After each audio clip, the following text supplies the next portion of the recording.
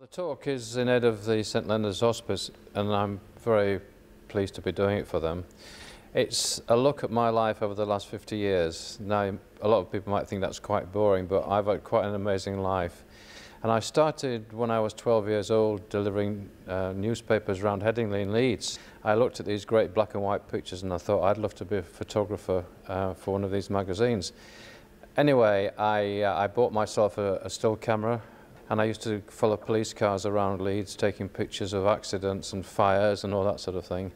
And then I got a job on the Yorkshire Evening Post in Leeds, and I went from there. And then after that, things really took off. Everywhere I went, things started to happen and disasters happened, and I was always in the, I suppose, the wrong place at the right time. And but for a journalist and cameraman, it was amazing. So the talk is about all my adventures, from shootings in Baltimore, the Piper Alpha oil rig disaster, a helicopter I was in crashed in the Cairngorms and rolled down a mountain.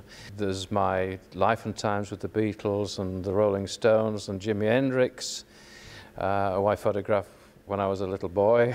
And then we end up with my day at 9/11. I was under the Twin Towers when they collapsed, and I'm the only British survivor from that day, and I was knocked unconscious for 30 minutes, and I was lying there. That's after the first tower came down, and the second tower came down on top of me as well, but I managed eventually to crawl out of all that. And to be under the tower, literally, it was 100 feet from where I was when it came down on top of me.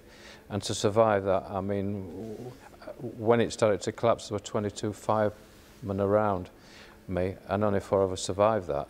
I think it's nice with television and media being so much part of everybody's life now, to hear what happens behind the camera and what some of us have to go through, the predicaments that we get into with the camera, and how we get round it, and then if all hell breaks out around you, keep shooting.